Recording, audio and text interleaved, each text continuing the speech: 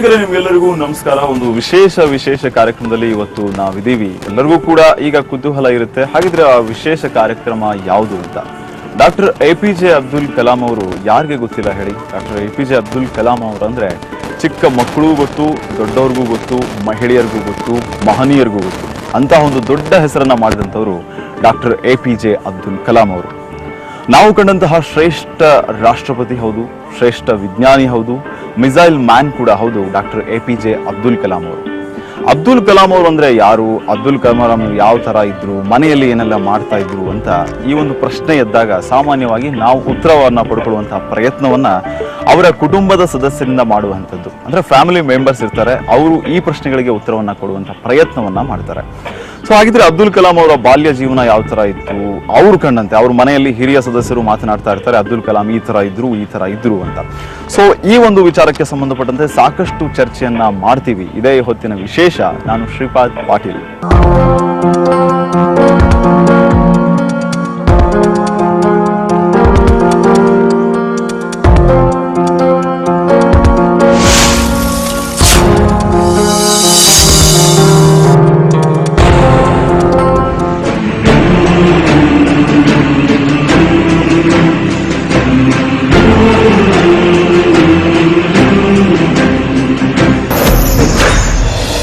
ಆದರ್ಶ ಗುಣಗಳ ಮಹಾನ್ ಚೇತನ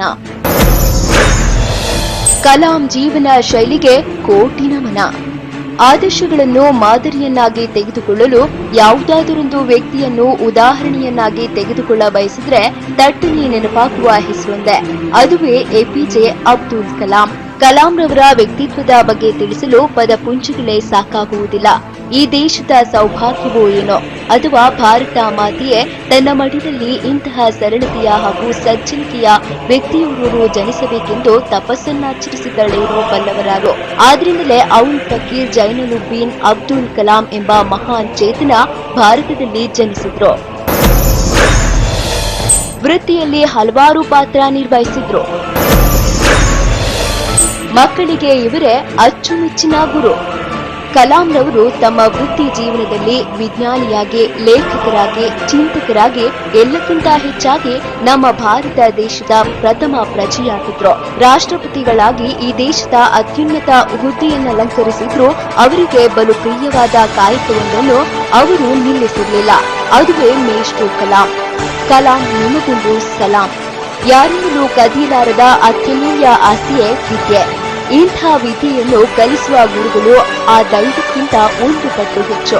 ಕಲಿತ ವಿದ್ಯೆಯನ್ನು ಮತ್ತೊಬ್ಬರಿಗೆ ಹಂಚಿದ್ರೆ ತಮ್ಮ ಜ್ಞಾನವು ಮತ್ತಷ್ಟು ಹೆಚ್ಚುತ್ತದೆ ಎಂದು ನಂಬಿದವರು ನಮ್ಮ ಕಲಾಂ ಮಾಸ್ತರು. ಅವರಿಗೆ ಮಕ್ಕಳೆಂದರೆ ಬಲು ಪ್ರೀತಿ. ಕಲಾಂ ರವರು ವಿವಾಹವಾಗದಿದ್ರು ಮಕ್ಕಳ ಮಮತೆಯನ್ನಂತೂ ಸದಾ ಅನುಭವಿಸಿದ್ರು. ಸದಾ ಕ್ರಿಯಾಶೀಲರಾಗಿದ್ದ ಕಲಾಂ ರವರಿಗೆ ಬಿಡುವಿನ ವೇಳೆಗೆ ದೊರೆಯುತ್ತಿರಲಿಲ್ಲ.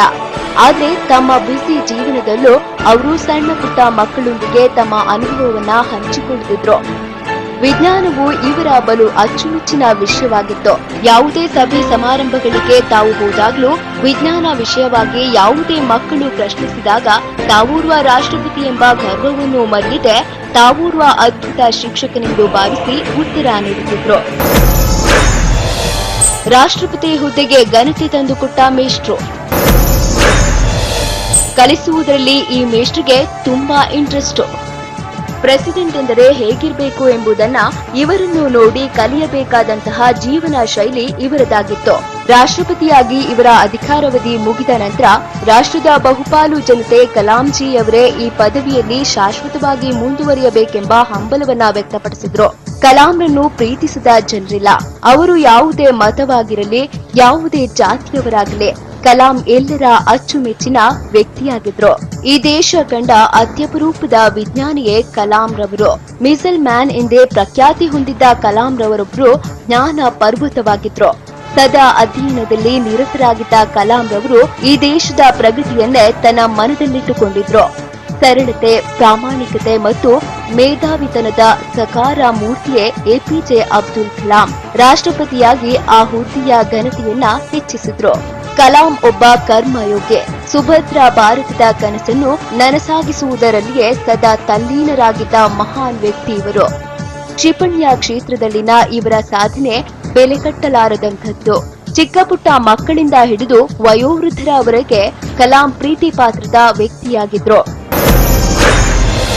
ಪಾಠ ಮಾಡುತ್ತಾ ಕೊನೆ ಉಸಿರೆಳೆದ ಕಲಾಂ. ಅವರ ಜೀವನ ಶೈಲಿಗೆ ನಮ್ಮ ಸಲಾಂ. ವಿಧಿ ಇಂತಹ ಘೋರ ಅಲ್ವಾ? ತನಗೆ ಇಷ್ಟವಾದುದನ್ನೇ ನೀಡಿ ಕಲಾಂರನ್ನು ಮೃತ್ಯು ಆಹ್ವಾನಿಸಿತ್ತು. ಹೌದು, ಕಲಾಂರವರಿಗೆ ಪಾಠ ಮಾಡುವುದೆಂದರೆ ಬಲು ಪ್ರಿಯವಾದ ಕಾಯಕ. ಶಿಲಾಂಗ್ ಐಎಂನಲ್ಲಿ ಉಪನ್ಯಾಸ ನೀಡುವ ವೇಳೆಗೆ ಹೃದಯಾಘಾತ ಸಂಭವಿಸಿ ಕುಸಿದು ಬಿದ್ದ ಕಲಾಂರವರ ಪ್ರಾಣ ಪಕ್ಷಿ ಹಾರಿಹೋಗಿತ್ತು. ಪಾಠ ಮಾಡುತ್ತಲೇ ಕೊನೆ ಉಸಿರೆಳೆದ ಗೌರವಾನ್ವಿತ ಕಲಾಂರನ್ನ ಯಾರೂ ಕೂಡ ಮರೆಯಲಾರರು. ಭಾರತಾಂಬೆಯ ಮಡಿಲಲ್ಲಿ ಜನಿಸಿ ಅವಳ ಹಿರಿಮೆಯನ್ನೆಚ್ಚಿಸಿದ ಆ ಮಹಾನ್ ಚೇತನ ಇಂದು ನಮ್ಮೊಂದಿಗಿಲ್ಲ. ಅವರ ಜೀವನ ಶೈಲಿ ನಮಗೂ ಮತ್ತು ನಮ್ಮ ಮುಂದಿನ ಪೀಳಿಗೆಗೂ ಮಾದರಿಯಾಗುವಂತಹದ್ದು. ಅಬ್ದುಲ್ ಕಲಾಂ ನಮ್ಮನಗಲಿ ಸರಿಸುಮಾರು 10 ತಿಂಗಳುಗಳೇ ಕಳೆದಿದ್ರೂ ಅವರ ನೆನಪುಗಳು ಮತ್ತು ಅವರು ಹಾಕಿಕೊಟ್ಟ ದಾರಿಯು ನಮ್ಮ ಜೀವನ ರೂಪಿಸಿಕೊಳ್ಳುವಲ್ಲಿ ಮಾರ್ಗದರ್ಶಿಯಾಗಿದೆ. ಓ ಮಹಾನ್ ಚೇತನವೇ, ನಿನಗಿದು ನಮ್ಮ ಸಲಾಂ. ಕಲಾಂರವರು ನಮ್ಮನಲ್ಲಿ 10 ತಿಂಗಳೇ ಆಗಿದ್ರು ಅವರು ಕಂಡಿದ್ದ ಕನಸುಗಳ ಸಕಾರಕ್ಕೆ ಯಾರೆಲ್ಲ ಶ್ರಮಿಸುತ್ತಿದ್ದಾರೆ ನೀವು ಬಲ್ಲಿರ. ನಾವಿಂದು ಕಲಾಂರವರ ಮೊಮ್ಮಕ್ಕಳು ತಮ್ಮ ತಾತನ ಗುಣವನ್ನು ಆದರ್ಶವಾಗಿಟ್ಟುಕೊಂಡು ಅವರ ಕನಸಿನ ಗಿಡಕ್ಕೆ ನೀರೆರೆಯುತ್ತಿರುವ ಎಕ್ಸ್ಕ್ಲೂಸಿವ್ ಸಂದರ್ಶನವೊಂದನ್ನು ನಿಮಗಾಗಿ ಪ್ರಸಾರ ಮಾಡ್ತಿದ್ದೇವೆ. ಕಲಾಂ ಒಬ್ಬ ಬ್ರಹ್ಮಚಾರಿ. ಇನ್ನೆಲ್ಲಿಯ ಮೊಮ್ಮಕ್ಕಳು ಎಂಬ ಪ್ರಶ್ನೆ ನಿಮ್ಮನ್ನು ಕಾಡದೇ ಇರೋದು. ಕಲಾಂರವರ ಸ್ವಂತ ಸಹೋದರನ ಮೊಮ್ಮಕ್ಕಳೇ ಶೇಖ್ ದಾವೂದ್ ಮತ್ತು ಶೇಖ್ ಸಲೀಂ. ಇವರಿಬ್ಬರು ನಮ್ಮ ನಿರೂಪಕ ಶ್ರೀಪಾದ್ ಪಾಟೀಲ್ ರೊಂದಿಗೆ ಮನಬಿಚ್ಚಿ ಮಾತನಾಡಿದ್ದಾರೆ. ತಮ್ಮ ತಾತನಿಲ್ಲದ ದಿನಗಳನ್ನ ನೆನೆಯುತ್ತಾ ಕಣ್ತುಂಬಿಕೊಂಡಿದ್ದಾರೆ. ಕಲಾಂ ಕುಟುಂಬವು ಅವರ ಆದರ್ಶ ಗುಣಗಳನ್ನ ಮುಂದುವರಿಸುವ ಪ್ರಯತ್ನ ಮಾಡುತ್ತಿದೆಯೇ ಎಂಬ ಎಲ್ಲಾ ಪ್ರಶ್ನೆಗಳಿಗೆ ಉತ್ತರವೇ ಈ ಸಂದರ್ಶನ. ಕಣ್ಣನ್ ಡಿಎಸ್, ಸ್ಪೆಷಲ್ ಡೆಸ್ಕ್, ಕಸ್ತೂರಿ ನ್ಯೂಸ್ 24. ವೀಕ್ಷಕರು, ಈಗಾಗಲೇ ನಾನು ಹೇಳ್ತಾ ಇದ್ದೆ ಅಬ್ದುಲ್ ಕಲಾಂ ಅವರ ಕುಟುಂಬದ ಸದಸ್ಯರ ಜೊತೆ ಇವತ್ತು ನಾನು ಮಾತುಕತೆಯನ್ನ ನಡೆಸ್ತೀನಿ ಅಂತ. ಕುಟುಂಬದ ಸದಸ್ಯರು ನನ್ನ ಜೊತೆ ಇದ್ದಾರೆ. ಅಬ್ದುಲ್ ಕಲಾಂ ಅವರ ಅಣ್ಣನ ಮೊಮ್ಮಕ್ಕಳು ನನ್ನ ಜೊತೆ ಇದ್ದಾರೆ. ಅಂದ್ರೆ ಅಬ್ದುಲ್ ಕಲಾಂ ಅವರು ಇಲ್ಲಿ ಕೂತಂತಹ ಗೆಸ್ಟ್ ಗಳಿಗೆ ಅಜ್ಜ ಆಗ್ಬೇಕು. ಅವರ ಅಜ್ಜ ಅವ್ರ ಕಂಡಂತೆ ಯಾವ ತರ ಇದ್ರು, ಮನೆಯಲ್ಲಿ ಯಾವ ತರ ಇದ್ರು ಅನ್ನೋದ್ರ ಬಗ್ಗೆ ಸಾಕಷ್ಟು ಚರ್ಚೆಯನ್ನ ಮಾಡ್ತೀನಿ. ಅವರಿಗೆ ಕನ್ನಡ ಭಾಷೆ ಬರೋಲ್ಲ, ಆದ್ರಿಂದ ಆಂಗ್ಲ ಭಾಷೆಯಲ್ಲಿ ಮತ್ತು ಹಿಂದಿ ಭಾಷೆಯಲ್ಲಿ ಮಾತನಾಡುವಂತಹ ಪ್ರಯತ್ನವನ್ನ ಅವರು ಮಾಡ್ತಾರೆ. ನಾನು ಕೂಡ ಅವ್ರ ಜೊತೆ ಅದೇ ಭಾಷೆಯಲ್ಲಿ ಮಾತನಾಡುವಂತಹ ಪ್ರಯತ್ನವನ್ನ ಮಾಡ್ತೀರಿ. ಅಫ್ಕೋರ್ಸ್ ನೀವಂತೂ ನಮ್ಮ ವೀಕ್ಷಕರು ಬಹಳ ಜಾಣರು, ಅದನ್ನ ತಿಳಿದುಕೊಳ್ಳುವಂತಹ ಪ್ರಯತ್ನವನ್ನ ಮಾಡ್ತೀರಿ ಅಂತ ಅನ್ಕೋತೀನಿ. ಸೊ ಈಗಾಗಲೇ ಹೇಳ್ತಾ ಇದ್ದೆ ಕುಟುಂಬದ ಸದಸ್ಯರು ಇದಾರಂತೆ. First of all Abdul Kalam ಅವರ ಅಣ್ಣನ ಮೊಮ್ಮಗ ಆಗಿರುವಂತಹ ಶೇಖ್ ದಾವೂದ್ ಅವರು ನಮ್ಮ ಜೊತೆ ಇದ್ದಾರೆ. ಅವ್ರನ್ನ ಕಾರ್ಯಕ್ರಮಕ್ಕೆ ನಮಸ್ಕಾರ. ನಮಸ್ಕಾರ ಸರ್. ನಮಸ್ಕಾರ. ಜೊತೆಗೆ ಮತ್ತೊಬ್ಬ ಸಹೋದರ ಆಗಿರುವಂತಹ ಶೇಖ್ ಸಲೀಂ ಅವರು ಕೂಡ ಇದ್ದಾರೆ. ಇವರು ಕೂಡ ಅಬ್ದುಲ್ ಕಲಾಂ ಅವರ ಅಣ್ಣನ ಮೊಮ್ಮಗ. ಇವ್ರನ್ನು ಕಾರ್ಯಕ್ರಮಕ್ಕೆ ಸ್ವಾಗತಿಸ್ತಾ ಇದ್ದೀನಿ. ಎಲ್ಲರಿಗೂ ನಮಸ್ಕಾರ. According to you, who is Abdul Kalam? How you define? Abdul Kalam is a person who defines things in his own terms, in terms of thinking, in terms of living. So he kept it like simple living, high thinking. So we have seen him, normal life human being, like everybody how he does, eating from idli breakfast to dosa style rice, thinking about robotics, computer science, rockets. So he's a living, he lived the example of a simple human man can make it a big to the Rashtrapati. So there are a lot of unknown facts about him. He actually lived in a simple life to teach people how one can forgive. See, people can make mistakes. People can do a lot of mistakes in life, but he was a person. Every time he forgave people who even wrong thing to anybody. He said everybody is a human being, so we should forgive. So this is one quality, surprising us, that how he can do that. See, we never seen him upset with anybody else in this world. As your grandfather, who is Abdul Kalam? My grandfather, Dr. APJ Abdul Kalam, defines a source of inspiration. And I was worked with him 2008 to 2013 in New Delhi. Always he used to think what can I give to the people, so how I am useful for the society. So after his presidency, he can take some rest, but he want to work continuously with students and the younger generation. to motivate them to for next level, for future generation to be live in this developed India 2020. So he always used to walk every evening and the night 1.5 hours walking. Okay. He used to think with what can I can give to the people. So not only he always call all the scientists and the DRDO people for the discussion for the next projects. And also he writes poems each and every evening. Some poems like he is having one Raja Kumar one tree, 100 years tree. The tree names called Arjuna. He writes about the tree. So he always loves the natures and always gives the importance to the younger minds. Actually, I used to pray. He used to pray every day. If he gets a chance to visit the temple or mosque or church, he will go. He is not bothered about where he is going. I don't know either I want to ask this question or not. I want to know about the childhood of Abdul Kalam, as you know, because you are also little in front of Abdul Kalam, but some talks in there in your family. Yeah. Actually, I heard about my grandfather. Yeah. Actually, he brought up in small island Rameswaram. So he was there up to the age of 10, like 5th standard he studied. So that time he was used to walk with his friends in the seashore area to find out how the tides comes to that level and how the birds fly. And at that time also there is a Second World War. Okay. So he wants to become a pilot of the aeroplane. So always he will put some stones into the well. How the tides are going like that. So that time also he used to think like scientist. Okay. So then he slowly grows his vision with he will become a pilot of an aeroplane. Okay. How he was in home as a child, as a master, as a grandson? He was a very naughty kid, and he used to do a lot of naughty things at home.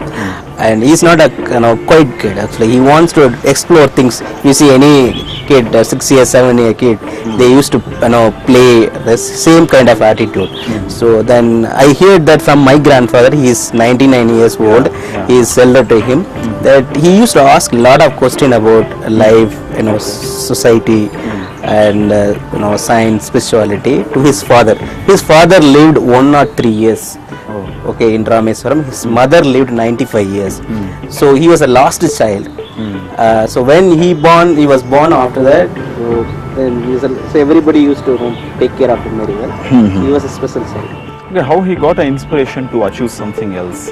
He was he said he got a good teacher at the age of 5, 6. So he said main thing is to inspire somebody. You should have a good father and mother and good primary school teacher. So that is the age you should get inspirations. He said his 5th standard teacher inspired him to think big. From your side, is there any information more? Same thing, sir. Actually, always he tell us for the main primary focus is first become a good people or good person as a scientist. As a primary teacher, he gives the vision. ವೀಕ್ಷಕರೇ, ಸಾಕಷ್ಟು ವಿಚಾರಗಳ ಬಗ್ಗೆ ಚರ್ಚೆ ಆಯಿತು. ಈಗ ಈ ಒಂದು ವಿಶೇಷ ಕಾರ್ಯಕ್ರಮದಲ್ಲಿ ಚಿಕ್ಕದೊಂದು ವಿರಾಮ ಇರುತ್ತೆ. ವಿರಾಮದ ನಂತರ ಮತ್ತಷ್ಟು ಮಾತುಕತೆಯನ್ನು ಡಾಕ್ಟರ್ ಅಬ್ದುಲ್ ಕಲಾಂ ಅವರ ಸಂಬಂಧಿಕರ ಜೊತೆ, ಅವರ ಮೊಮ್ಮಕ್ಕಳ ಜೊತೆ ಮುಂದುವರಿಸ್ತೀನಿ. ಈಗ ಚಿಕ್ಕದೊಂದು ಬ್ರೇಕ್.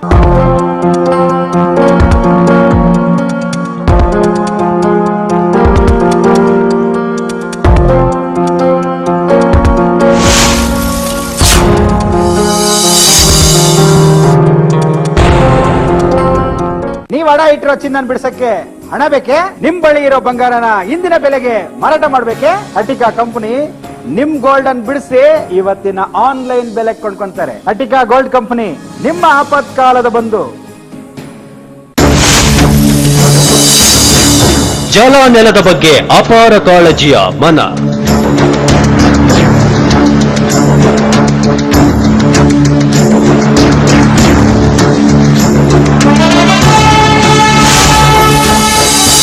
ರೈತರ ಮಗನ ಸಾಧನೆಗೆ ಕೋಟಿ ನಮನ.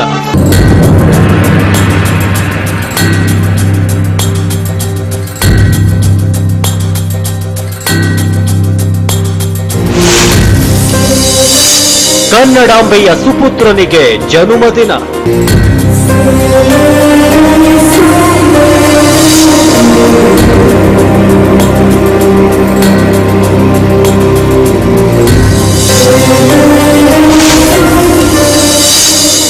ಇವರ ಬೆನ್ನೆಲುಬಾಗಿರಲಿ ನಾಡಿನ ಜನ.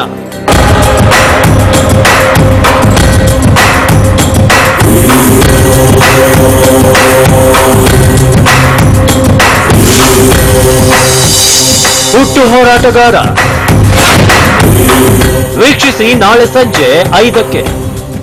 ನಿಸರ್ಗಾಲಯ ಬ್ರಾಹ್ಮಿ ಆಯಿಲ್ ಅರ್ಪಿಸುವ ಅಣ್ಣಯ್ಯ. ಅವ್ರು ಬರ್ತಾ ಇರೋದು ಮಲ್ಲಿಗೆನ ಭೇಟಿ ಆಗೋದಕ್ಕೆ. ಅವ್ರು ಗಡಿ ಹತ್ರ ಮಿಸ್ ಆದ್ರೂ ಮಲ್ಲಿಗೆ ಮನೆ ಹತ್ರ ಮಿಸ್ ಆಗ್ಬಾರ್ದು. ಯಾವ್ದಕ್ಕೂ ನೀವಿಬ್ರು ಮಲ್ಲಿಗೆ ಮನೆ ಹತ್ರ ಕಾವಲಿರಿ. ಸರಿ ಭಯ್ಯ. ಅಣ್ಣಯ್ಯ ನಮ್ಮೂರಿಗೆ ಬಂದು ನಮ್ ಮುಂದೆನೆ ತೊಡೆ ತಟ್ಟಿ ನಮ್ಗೆ ಆವಾಜ್ ಆಗ್ತೀಯಾ? ಬರ್ಲಿ ನಿನ್ ತಮ್ಮಂದ್ರು ನಮ್ಮೂರಿಗೆ, ಇದೇ ಅವರಿಗೆ ಹಬ್ಬ.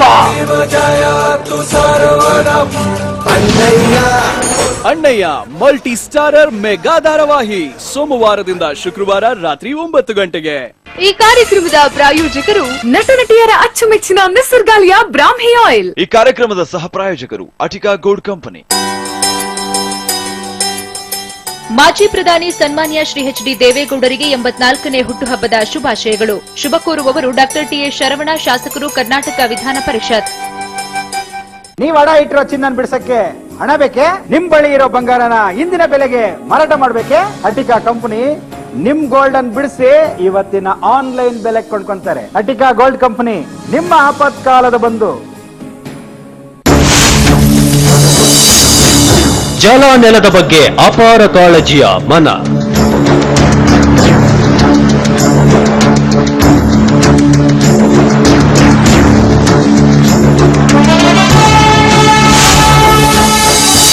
ರೈತರ ಮಗನ ಸಾಧನೆಗೆ ಕೋಟಿ ನಮನ.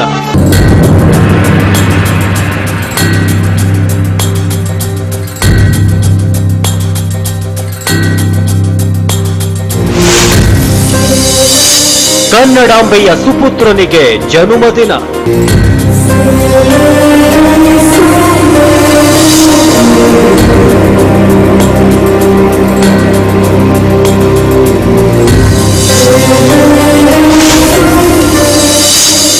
ಇವರ ಬೆನ್ನೆಲುಬಾಗಿರಲಿ ನಾಡಿನ ಜನ.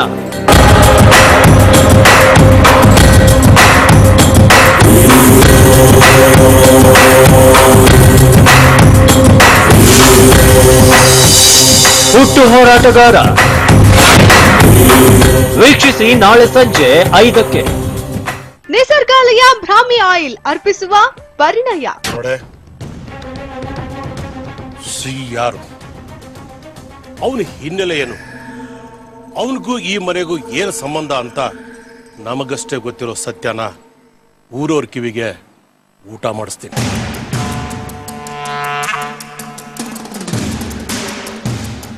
ಊಟ ಮಾಡಿದ ಜನ ಊಟ ಹೇಗಿತ್ತು ಅಂತ ಊರು ತುಂಬಾ ಹೇಳ್ಕೊಂಡು ಓಡಾಡ್ತಾರೆ. ಆಗ ನೋಡು ಮಜಾ. ಆಗ ನಿಮ್ಮಣ್ಣ ಅತ್ತಿಗೆ ಶ್ರೀ ನನ್ನ ಕಾಲ್ ಹಿಡ್ಕೋಬೇಕು. ಹಾಗೆ ಮಾಡ್ತೀನಿ.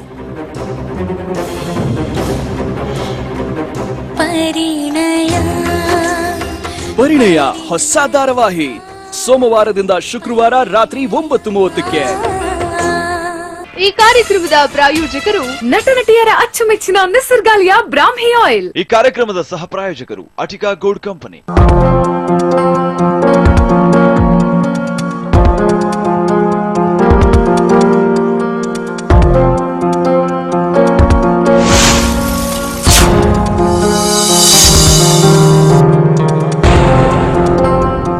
ಬ್ರೇಕ್ ನಂತರ ಮತ್ತೊಮ್ಮೆ ವಿಶೇಷ ಕಾರ್ಯಕ್ರಮಕ್ಕೆ ನಿಮಗೆಲ್ಲರಿಗೂ ಸ್ವಾಗತ ವೀಕ್ಷಕರೇ. ಈಗಾಗಲೇ ಡಾಕ್ಟರ್ ಎಪಿಜೆ ಅಬ್ದುಲ್ ಕಲಾಂ ಅವರ ಅಣ್ಣನ ಮೊಮ್ಮಕ್ಕಳು, ಅಂದ್ರೆ ಅಬ್ದುಲ್ ಕಲಾಂ ಅವ್ರಿಗೂ ಕೂಡ ಅವರು ಮೊಮ್ಮಕ್ಕಳೇ. ಈಗಾಗಲೇ ಅವರು ಹೇಳ್ತಾ ಇದ್ರು ಬಹಳ ಪ್ರೀತಿಯ ಮತ್ತು nearest grand sons we are ಅಂತ ಹೇಳ್ತಾ ಇದ್ರು. ಅವರು ಬಹಳ ಪ್ರೀತಿ ಪಾತ್ರರು ಕೂಡ ಆಗಿದ್ರು. ಅವರ ಜೊತೆ ಅವರ ತಾತ ಯಾವ ತರ ಇದ್ರು ಅನ್ನೋದ್ರ ಬಗ್ಗೆ ಈಗ ಮಾತುಕತೆಯನ್ನ ಮುಂದುವರಿಸ್ತೀನಿ. The one thing is that all are knowing that he is a wonderful missile man also. So according to you, who is Abdul Kalam? I want to know this question for answer. Dr. Abdul Kalam is a good human being and a great leader and great visionary, and always he carry forward this India for the global level. For he is put his as a India is a developed country. So he worked with ISRO, he worked with missiles. He also became a president of India. After that he kind of one scheme called Pura, providing urban amenities in rural areas. Because we have 6 lakh villages in India in and around. So the maximum people lives in the village. So if they uplift the village people, India has become a developed country. So like that, he always humble and try to give whatever he has. So he's a very well human being. Okay, according to you, sir. See, I would call like this. God sends, messengers to the world to teach something. Like Jesus Christ, Prophet Muhammad. So you can keep him next level. I don't want to keep him as he's a God's messenger, but you can keep it to next level. That who lived a life, exemplary life, how a human can live, even attaining such a great. So that is what. So when you have somebody is donated him, awarded him 1 crore rupees. As a normal human being, what you would have thought, whether you can buy a home or car, anything. He donated the 1 crore to the poor people. The next second he thought, I want to give it back to the society. So always giving is what his life message. Okay, the whole world remembering and the whole world giving a tribute to Dr. Abdul Kalam ji. In this session, how do you feel? Actually, we are very proud of his achievements. Because I were there in Rameswaram when Dr. Kalam was reached as a mortal. So there are so many people. So 5 lakh people, 6 lakh people, most of them from students. They cried. But the entire world was, wherever the Indians are there, wherever the likes Dr. Kalam, they were cried. So that is the message. If the burning the baby is not a problem. If once it dies, the entire world has to cry. Like that he is achieved. So both you are missing Dr. Abdul Kalam ji? See, we miss the reason we both are very close to him. Not only we both, there are other grandchildren very close to him. He used to talk to us every day after he's become president, after the retirement. So he was teaching us a lot of things every day, how to live, how to take challenges, how to go achieve goals. So we miss those things. Okay, do you think you have to do anything on Kalam's thought? Actually, we formed the foundation called Dr. APJ Abdul Kalam International Foundation to carry forward Dr. Kalam's vision. So India Vision 2020, Pura, and ignite the people. So now we are in the forming this foundation. We are working together. Now we are going to approach the government also to support us. So what's your message to now generation peoples according to Abdul Kalam ji? Do you have any special messages to our viewers also? Dr. Kalam believed one thing. What is that is, you have to create values in people's life. Creating values is very important. Yeah. So like that, he was worried about how young generation not getting jobs. So what is the challenge they are facing? He said everybody should, the young generation should create skills. Okay. When you have a skill, you will get a job. So he said skill is like you create value to the marketplace. That is what the message to the younger generation. Okay, what's your words to society and youth? So actually maximum there are 50% of younger generation. Okay. Younger generation. So Dr. Kalam give the thoughts and projects and whatever it is. So we have to all the youngsters to carry forward to achieve his vision for developed India 2020.